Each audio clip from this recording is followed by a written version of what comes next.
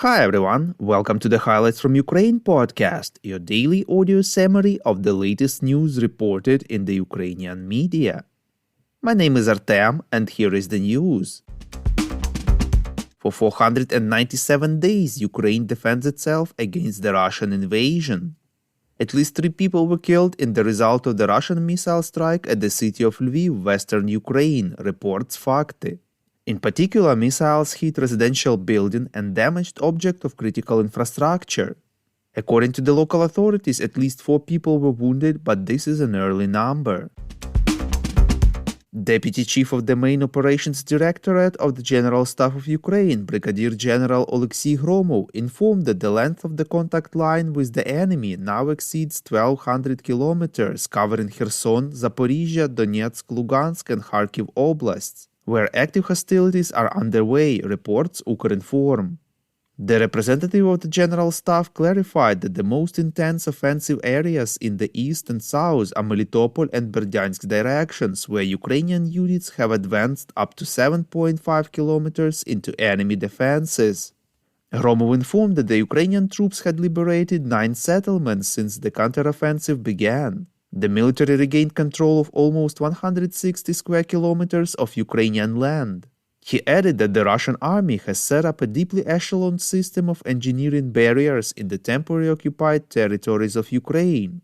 The Brigadier General clarified that it consists of several obstacle courses ranging from 10 to 40 kilometers each, and their density is quite high.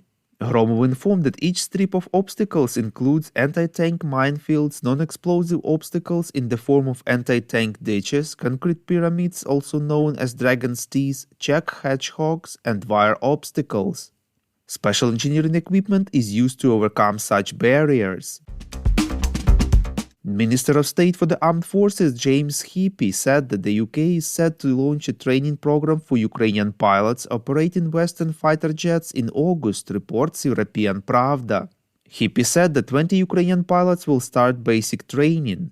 This initial round of training will take place on the ground. Following it, Ukrainian pilots will be able to undertake more specialized training to operate F-16 fighter jets.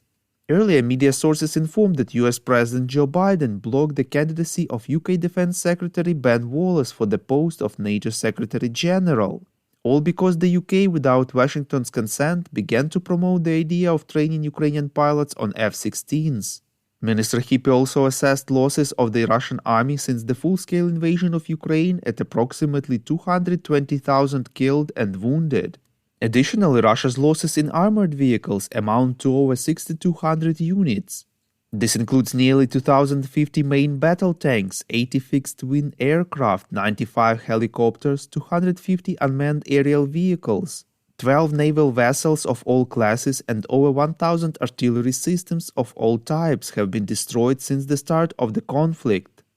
The minister added that the specific number of Wagner mercenaries killed and wounded since late February 2023 is not clear. However, the group highly likely continued to sustain heavy casualties before beginning to withdraw its forces from the Bakhmut area in late May 2023.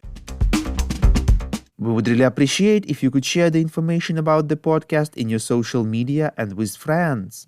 This way more people would learn about the podcast and truth about Russia's invasion. The International Atomic Energy Agency experts have found no signs of mining at the Zaporizhia nuclear power plant, reports Interfax Ukraine. At the same time, they warn that civilians still should stay alert.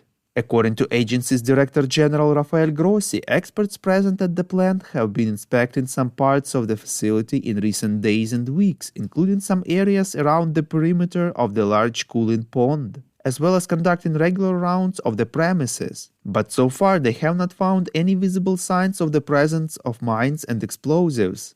They have requested additional access that is necessary to confirm the absence of explosive substances at the facility.